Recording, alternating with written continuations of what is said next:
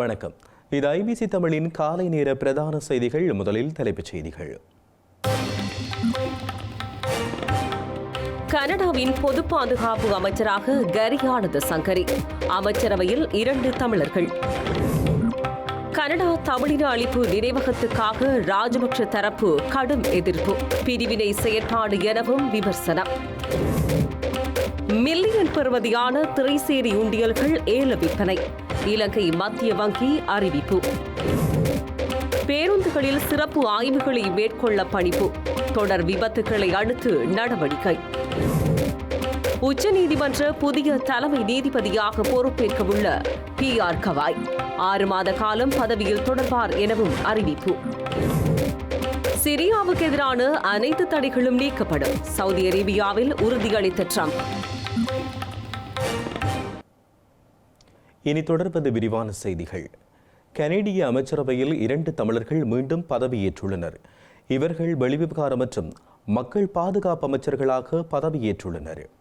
கனடாவில் கடந்த ஏப்ரல் மாதம் 28ஆம் தேதி நடைபெற்ற நாடாளுமன்ற தேர்தலை தொடர்ந்து புதிய பிரதமர் மார்க் கார்னி தலைமையிலான புதிய அரசின் புதிய அமைச்சரவை பதவியேற்றது. ட்ரூடோ தலைமையிலான அரசில் அமைச்சர்களாக இருந்த பலர் இந்த அமைச்சரவையில் இருக்க மாட்டார்கள் என்ற செய்தி பரவிய நிலையில் முன்னாள் அமைச்சர்களாக இருந்த 2 தமிழர்களும் இன்றும் அமைச்சர்களாக பதவியேற்றுள்ளனர். முன்னர் பாதுகாப்பு மற்றும் போக்குவரத்து மற்றும் சர்வதேச வர்த்தக அமைச்சராக பதவி வகித்த இந்திரா அனிதா ஆனந்த் தற்போது கனடாவின் வெளிவிவகார அமைச்சராக பதவியேற்கிறார். அத்துடன் கனடிய பூர்வீக குடிகள் விவகாரம் மற்றும் நீதி சட்டம் அதிபர் திணைக்கள அமைச்சராக இருந்த கரி ஆனந்த் சங்கரி பொது பாதுகாப்பு அமைச்சராக பதவியேற்றுள்ளார். கனடாவின் புதிய அமைச்சரவையின் பொது பாதுகாப்பு அமைச்சரான கரி ஆனந்த் சங்கரி பதவி பிரமாணம் செய்து கொண்டுள்ளார். அண்மையில் கனடாவில் இடம்பெற்ற பொது தேர்தலில் மார்க் கார்னி தலைமையிலான தரப்பு வெற்றி பெற்ற நிலையில் புதிய அமைச்சரவை நியமனங்கள் தற்போது முன்னெடுக்கப்பட்டு வருகின்றன. கார்னி 28 அமைச்சர்களை அமைச்சரவை பதவிகளுக்கும் மேலும் 10 பேரை வெளியுறவு செயலாளர்களாகவும் நியமித்துள்ளார். கனடா தமிழ் இனப்படுகொலை நினைவு சின்னத்தை நிர்மாணித்துள்ளமை பிரிவினையை தூண்டிவிடும் செயற்பாடு என ஸ்ரீலங்கா பொதுஜன பெரமுனவின் தேசிய அமைப்பாளர் நாமல் ராஜபக்ஷ குறிப்பிட்டுள்ளார்.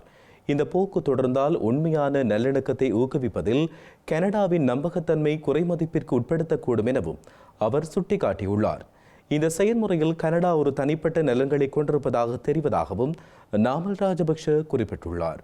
ஸ்ரீலங்கா அரசாங்கம் கொழும்பில் உள்ள கனேடிய உயர்ஸ்தானிகரை அழைத்து கனடா துல்லியமான வரலாற்று கதைகளை ஆதரிக்குமாறு முறையாக எதிர்ப்பு தெரிவிக்க வேண்டும் என ஸ்ரீலங்கா பொதுஜன பெரமுனவின் தேசிய அமைப்பாளர் நாமல் ராஜபக்ஷ குறிப்பிட்டார். ஒரு சட்டபூர்வமான போரின் பின்னணியில் ஒரு தவறான இனப்படுகொலை கதையை ஊக்குவிப்பது வரலாற்றினை திரிவுபடுத்துவது மட்டுமல்லாமல் இலங்கையில் நல்லிணக்க செயல்முறைக்கு கடுமையான அச்சுறுத்தலை ஏற்படுத்தும் என்றும் அவர் குறிப்பிட்டார். ஸ்ரீலங்கா ராணுவம் விடுதலை புலி பயங்கரவாதத்துக்கு எதிராக முன்னெடுத்த மோதலில் எந்த இனப்படுகொலையும் சர்வதேச சட்டத்துக்கமைய நிரூபிக்கப்படவில்லை அல்லது நிரூபிக்கப்பட முடியாத நிலையில் கனடா ஒரு தமிழ் இனப்படுகொலை நினைவு சின்னத்தை நிர்மாணித்துள்ளமை கவலைக்குரிய விடயம் என அவர் குறிப்பிட்டார். தமிழ் இனப்படுகொலை நினைவு சின்னம் என்று அழைக்கப்படுவது கனடிய அரசாங்கத்தால் அரசியல் ரீதியாக இயக்கப்படும் ஒரு நடவடிக்கையாக தெரிகிறது என்றும் அவர் சுட்டிக்காட்டியுள்ளார்.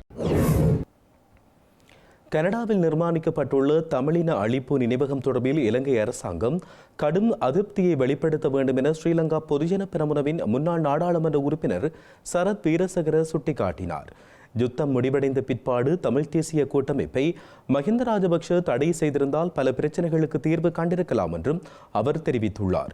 கனடாவில் ஸ்தாபிக்கப்பட்டுள்ள தமிழின அழிப்பு நினைவகம் தொடர்பில் ஊடகங்களுக்கு கருத்து தெரிவித்த போதே அவர் இவ்வாறு குறிப்பிட்டார். இவ்வாறான செயற்பாடுகள் இலங்கையில் இனங்களுக்கிடையில் வீண் பிரச்சனைகளை ஏற்படுத்தும். இவ்வாறான செயற்பாடுகள் தமிழ் தேசிய கூட்டமைப்பு வரவேற்பது வன்மையாக கண்டிக்கத்தக்கது. விடுதலை புலிகள் அமைப்பின் தலைவர் பிரபாகரனின் அரசியல் செயற்பாடுகளுக்காகவே தமிழ் தேசிய கூட்டமைப்பு ஸ்தாபிக்கப்பட்டது.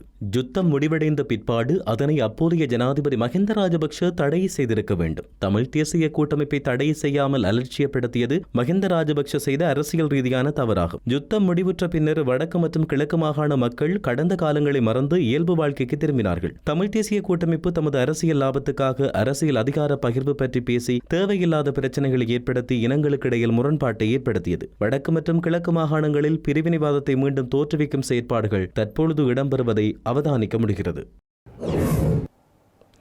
இலங்கையினை வங்குரோத்து நிலையிலிருந்து மீட்க அனைவரும் கைகோர்க்க வேண்டும் என ஸ்ரீலங்கா எதிர்க்கட்சித் தலைவர் சஜித் பிரேமதாச தெரிவித்தார். இதில் அரசாங்கம், எதிர்த்தரப்பு மற்றும் குடிசார் சமூகங்கள் தமது பொறுப்புகளை முறையாக நிறைவேற்றுவதன் மூலம் விழுந்துள்ள படுகொலியில் இருந்து மீள முடியும் என்றும் எதிர்க்கட்சித் தலைவர் தெரிவித்தார்.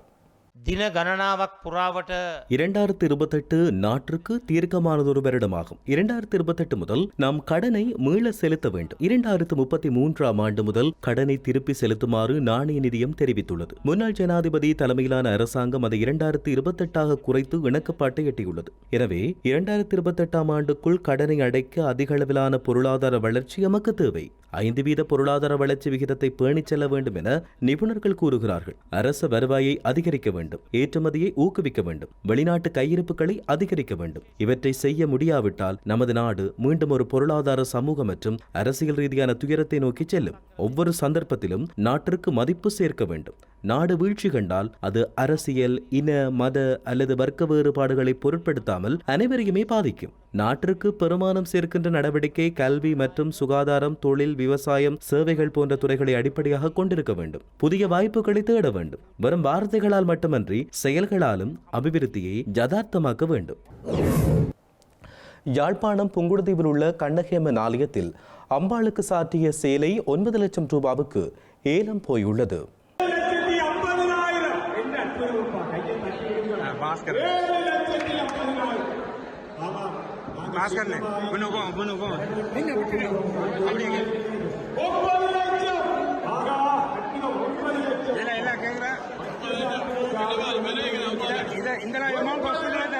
யாழ்ப்பாணம் புங்குடுதீவு கண்ணகி அம்மனுக்கு சாற்றிய சேலை 9 லட்சம் ரூபாவுக்கு ஏலத்தில் விற்கப்பட்டுள்ளது. குறித்த ஆலயத்தில் தீர்த்த உற்சவ தினத்தில் அம்பாளின் சேலைகள் ஏலத்தில் விடப்படுவது வழமையாகும். இந்த நிலையில் ஒரு சேலை 9 லட்சம் ரூபாவுக்கு ஏலம் போயிருந்தமை குறிப்பிடத்தக்கது.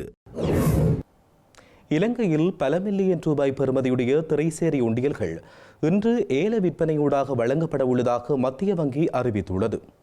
1,73,000 மில்லியன் ரூபாய் பெறுமதியான திரைசேரி உண்டியல்கள் ஏல விற்பனையினூடாக வழங்கப்பட உள்ளன. இதன்படி 91 நாட்கள் முதிர்வு காலத்தை கொண்ட 30,000 மில்லியன் ரூபாய் பெறுமதியுடைய திரைசேரி உண்டியல்களும் 182 நாட்கள் முதிர்வு காலத்தை கொண்ட 70,000 மில்லியன் ரூபாய் பெறுமதியுடைய திரைசேரி உண்டியல்களும் ஏல விற்பனையினூடாக வழங்கப்பட உள்ளதாக மத்திய வங்கி அறிவித்துள்ளது. இதேவேளை 364 நாட்கள் முதிர்வு காலத்தை கொண்ட 73,000 மில்லியன் ரூபாய் பெறுமதியுடைய திரைசேரி உண்டியல்களும் ஏல விற்பனையினூடாக வழங்கப்பட உள்ளதாக மத்திய வங்கி அறிவித்துள்ளது. உள்ளூராட்சி மன்ற தேர்தலில் அரசியல் கட்சிகள் மற்றும் சுயேட்சை குழுக்கள் பெற்றுக்கொண்ட வாக்குகளின் எண்ணிக்கையின் அடிப்படையில் பட்டியல் உறுப்பினர்களை பெயரிடுமாறு ஸ்ரீலங்கா தேர்தல்கள் ஆணைக்குழு அறிவித்துள்ளது.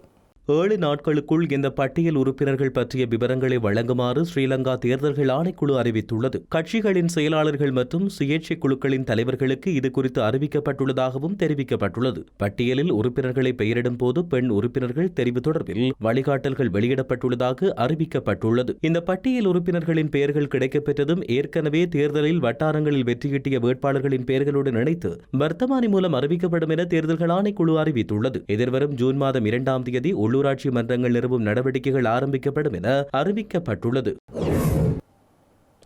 இலங்கை நீண்ட தூர பயணங்களை மேற்கொள்ளும் பேருந்துகளில் சிறப்பு ஆய்வுகளை மேற்கொள்ளுமாறு அனைத்து காவல்துறை நிலைய பொறுப்பதிகாரிகளுக்கும் மூத்த காவல்துறை அதிகாரிகளுக்கும் பதில் காவல்துறை அதிபர் உத்தரவிட்டுள்ளார். இலங்கையில் அண்மைய நாட்களில் பதிவாகிய பேருந்து விபத்துக்களை அடுத்து குறித்த நடவடிக்கை எடுக்கப்பட்டுள்ளது. நீண்ட தூர சேவை பேருந்துகளால் ஏற்படும் விபத்துகளின் எண்ணிக்கை அதிகரித்து வருவதால் பேருந்துகளில் சிறப்பு சோதனைகள் மேற்கொள்ளப்பட்டு வருவதாக காவல்துறை ஊடகப் பிரிவு தெரிவித்துள்ளது. இரவு நேரங்களில் நீண்ட தூர சேவை பேருந்துகளில் சிறப்பு ஆய்வுகளை மேற்கொள்ளவும், மதுபோதையில் வாகனம் ஓட்டுதல், போதைப்பொருள் பாவனையில் வாகனம் ஓட்டுதல், கவனக்குறைவாகவும் ஆபத்தானதாகவும் வாகனம் ஓட்டுதல் போன்ற போக்குவரத்து குற்றங்கள் தொடர்பாக சட்டத்தை நடைமுறைப்படுத்தவும் சம்பந்தப்பட்ட அதிகாரிகளுக்கு பதில் காவல்துறை அதிபர் அறிவுறுத்தியுள்ளார். அதற்கமைய வீதியில் செல்லும் வாகனங்கள் மற்றும் பேருந்துகளை சிறப்பு ஆய்வு செய்வதற்காக காவல்துறை பிரிவுகளுக்குள் தேர்ந்தெடுக்கப்பட்ட பல பொருத்தமான இடங்களில் இரவில் அதிகாரிகள் குழுக்களை நிறுத்த அறிவுறுத்தப்பட்டுள்ளது. வீதியில் பொறுப்பற்ற முறையில் வாகனம் ஓட்டும் பேருந்துகளை ஆய்வு செய்து சட்டத்தை நடைமுறைப்படுத்த பதில் காவல்துறை அதிபர் பிரியந்த வீரசூரிய காவல்துறை உந்துருளி ரோந்து பிரிவுகளின் அதிகாரிகளுக்கு அறிவுறுத்தியுள்ளதாக காவல்துறை ஊடகப் பிரிவு தெரிவித்துள்ளது. திருகோணமலை தோப்பூர் அப்ரார் நகர் கிராமத்துக்குள் இன்று அதிகாலை உட்புகுந்த காட்டு யானைகள் சேதங்களை விளைவித்துள்ளதாக பிரதேச மக்கள் கவலை வெளியிட்டுள்ளனர். காட்டு யானைகள் உட்புகுந்ததால் சுமார் 6க்கும் மேற்பட்ட வீடுகளில் காணப்பட்ட தென்னை, வாழை உள்ளிட்ட பயன்தர மரங்கள் சேதமாக்கப்பட்டுள்ளதாக கவலை வெளியிடப்பட்டுள்ளது. அத்துடன் வீட்டு சுற்றுவேலி தூண்களை உடைத்து சேதப்படுத்தியுள்ளது. எனவே இந்த விடயத்தில் உரிய தரப்பினர் உரிய நடவடிக்கைகளை மேற்கொண்டு யானை பாதுகாப்பு வேலி அமைத்து தருவதுடன் பாதிக்கப்பட்டோருக்கு நஷ்டஈட்டினை பெற்றுத்தர வேண்டும் என்றும் தோப்பூர் அப்ரார் நகர் கிராம மக்கள் கோரிக்கை விடுத்துள்ளனர். உச்சநீதிமன்ற புதிய தலைமை நீதிபதியாக PR கவா இன்று பொறுப்பேற்றுள்ளார். எதிர்வரும் நவம்பர் மாதம் ஓய்வு பெறும் வரை 6 மாத காலம் அவர் இந்த பதவியில் தொடர்வார் என குறிப்பிடப்படுகிறது. உச்ச நீதிமன்றத்தின் 51வது தலைமை நீதிபதியாக கடந்த நவம்பர் மாதம் பதவியேற்ற சஞ்சீவ் கன்னாவின் பதவிக்காலம் நேற்றுடன் நிறைவு பெற்றிருந்தமை குறிப்பிடத்தக்கது. அமெரிக்காவுக்கு சவுதி அரேபியாவை விட வலுவானதொரு பங்காளி இல்லை என அமெரிக்க ஜனாதிபதி டொனால்ட் ட்ரம்ப் கூறியுள்ளார். சிரியாவுக்கு எதிரான அனைத்து தடைகளையும் நீக்குவதாகவும் அவர் உறுதியளித்துள்ளார். அமெரிக்க ஜனாதிபதி டொனால்ட் ட்ரம்ப் மத்திய கிழக்கு நாடுகளுக்கான 3 நாள் பயணத்தை நேற்றைய தினம் ஆரம்பித்துள்ளார். சவுதி அரேபியாவை நேற்றைய தினம் சென்றடைந்து அங்கு ரியாத் நகரில் உரையாற்றிய போது அவர் இவ்வாறு தெரிவித்தார். சிறந்த வாய்ப்புடன் நாடு முன்னேற வேண்டிய நேரம் இது என்றும் கூறினார். சவுதி அரேபியாவுக்கான டொனால்ட் ட்ரம்பினது விஜயத்தின் முதல் நாளில் அமெரிக்காவும் சவுதி அரேபியாவும் 142 மில்லியன் ரூபாய் பெறுமதியுடைய ஆயுத ஒப்பந்தத்தில் கைச்சாத்திட்டுள்ளன. இந்த நிலையில் ரியாத்தில் இருந்து அமெரிக்க ஜனாதிபதி டொனால்ட் ட்ரம்ப் கட்டார் மற்றும் ஐக்கிய அரபு ராச்சியம் ஆகிய 2 நாடுகளுக்கும் பயணமாக உள்ளார். செய்திகளின் நிறைவாக மீண்டும் தலைப்புச் செய்திகள். கனடாவின் பொது பாதுகாப்பு அமைச்சராக கரியானது சங்கரி. அமைச்சரவையில் 2 தமிழர்கள். கனடா தமிழின அழிப்பு நினைவகத்துக்காக ராஜபக்ஷ தரப்பு கடும் எதிர்ப்பு. பிரிவினை செயற்பாடு எனவும் விமர்சனம். மில்லியன் பெறுமதியான திரைசேரி உண்டியல்கள் ஏல விற்பனை. இலங்கை மத்திய வங்கி அறிவிப்பு. பேருந்துகளில் சிறப்பு ஆய்வுகளை மேற்கொள்ள பணிப்பு. தொடர் விபத்துக்களை அடுத்து நடவடிக்கை. உச்சநீதிமன்ற புதிய தலைமை நீதிபதியாக பொறுப்பேற்கவுள்ள PR கவாய் 6 மாத காலம் பதவியில் தொடர்வார் எனவும் அறிவிப்பு. சிரியாவுக்கு எதிரான அனைத்து தடைகளும் நீக்கப்படும். சவுதி அரேபியாவில் உறுதியளித்த ட்ரம்ப். இத்துடன் IBC தமிழின் இன்றைய காலை நேர பிரதான செய்திகள் நிறைவடைகின்றன. உடனுக்குடன் நீங்கள் செய்திகளை அறிந்து கொள்ள IBCTamil.com என்ற எமது இணையதளத்தினை பார்வையிடுங்கள். வணக்கம்.